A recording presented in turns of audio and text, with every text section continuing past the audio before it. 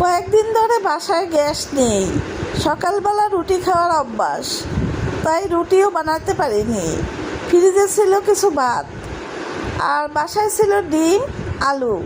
তৈরি করে ফেললাম ভাত ভাজি। কেউ কি কখনো ভাত ভাজি খেয়েছেন? দেখে নিন কীভাবে করেছি।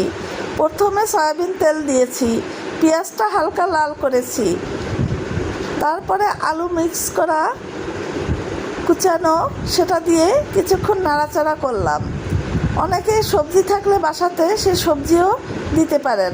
আমার বাসায় ছিল না, তাই আমি সবজি দিতে পারিনি, শুধু আলু দিয়েই করেছি আর সাথে ডিম।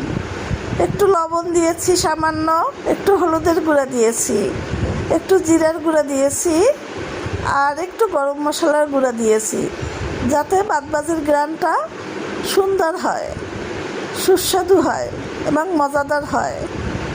আর আমি বেশি একটা ঝাল খেতে পারি না, তাই একটা কাঁচামরিচই দিয়েছি আর একটা শুকনো মরিচ কুচি কুচি করে কেটে দিয়েছি।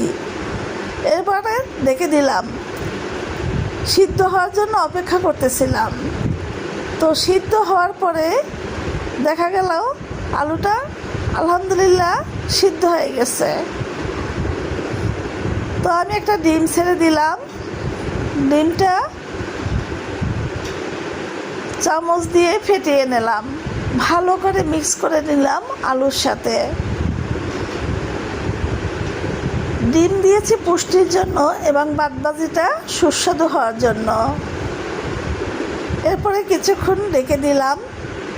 দেখলাম যে পুরাই সিদ্ধ হয়ে গেছে এবং একটার সাথে একটা মিক্স হয়ে গেছে, বেশ ঘ্রাণ আসতেছিল। তো এরপরে ভাতটা দিয়ে দিলাম। ভাত দেওয়ার পরে আমি আবার ডেকে দিয়েছি কিছুক্ষণের জন্য। তো ভাত যখন দিয়েছি আমি অল্প পরিমাণ ভাত দিয়েছি, কারণ বেশি খেতে পারি না ইদানিং। তো যাই হোক, ভাত কম খাওয়াই ভালো। তো এসে দেখলাম আলহামদুলিল্লাহ ভাত ভাজি কমপ্লিট হয়ে গেছে। তো অনেকে আবার টেস্টি সল্ট দেয়, আমি একটু দেই, আর না দিলেও সমস্যা নেই, এমনিতেই এটা অনেক টেস্ট হয়েছে।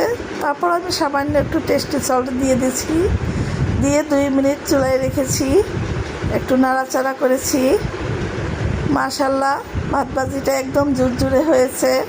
আলহামদুলিল্লাহ খেতে খুবই সুস্বাদু হয়েছে। বাটিতে বেড়ে নিলাম, সকালে পেট ভরে খেলাম। আপনারাও ঘরে তৈরি করতে পারেন এমন ভাত।